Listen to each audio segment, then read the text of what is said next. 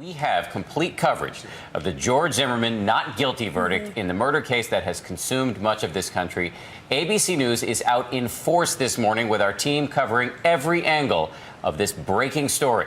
Also this Sunday morning, we're going to talk to defense attorney Jose Baez, no stranger to high-profile cases in Florida.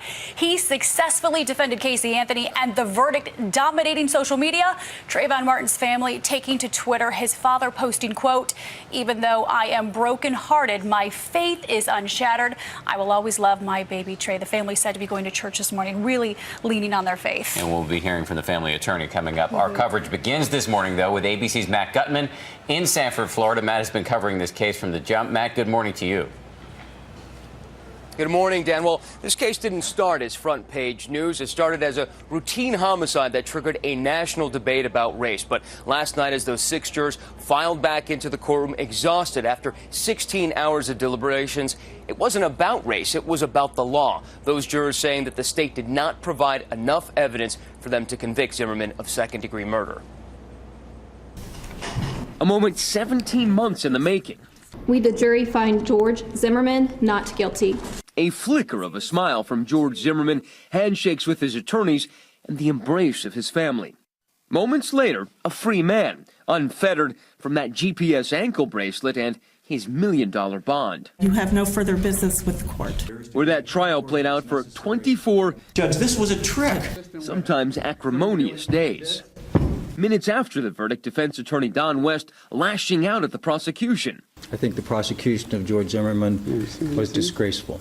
And defending his first words in the trial. Knock, knock. Who's there? George Zimmerman. George Zimmerman, who? All right, good. You're on the jury. Saying afterwards, Now, I still think the joke was funny. I'm sorry about that.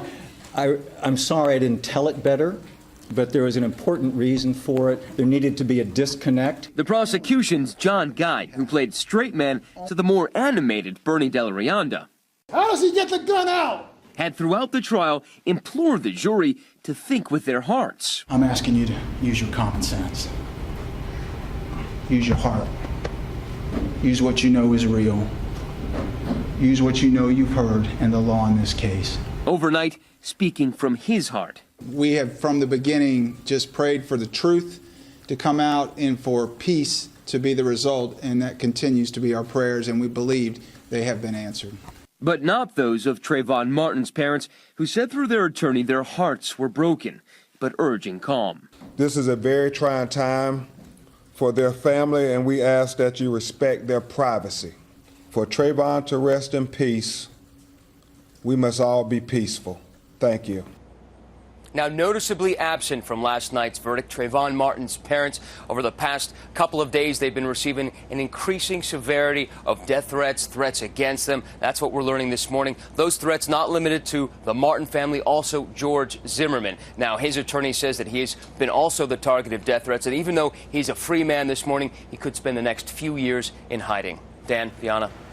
Matt Gutman has been covering this story from the very beginning. Matt, thank you. Let's bring in now ABC's chief legal affairs anchor and the anchor of Nightline, Dan Abrams. Dan, good morning. Morning, Dan. You've been predicting this outcome for days now. Walk us through why you think the jury ultimately reached this conclusion. Because it was a very finite question that they were answering, and that is there reasonable doubt that at the very moment George Zimmerman fired that gun, that he reasonably believed that great bodily injury was about to be inflicted on him, meaning that he was about to get punched or pummeled again.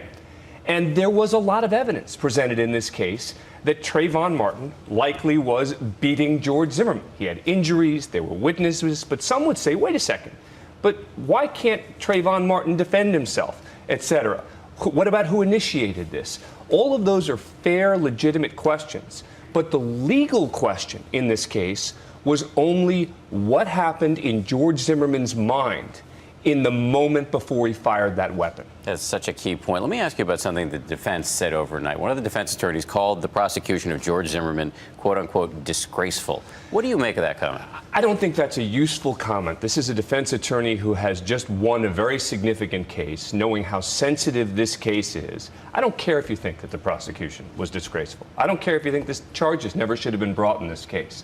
There has got to be a level of respect for the system, I think, on both sides of this. And I was disappointed with Don West's comment there. Very quickly, we just have a couple of seconds. Where does this case go from here? I think it's over. I don't think there's going to be a serious federal investigation. I think that George Zimmerman is now going to live a very difficult life, but I don't think that there are going to be any legal ramifications. He's likely going to be able to get back his gun and move on with his life. Dan Abrams, who's providing excellent legal analysis throughout this case. Thank you, Dan.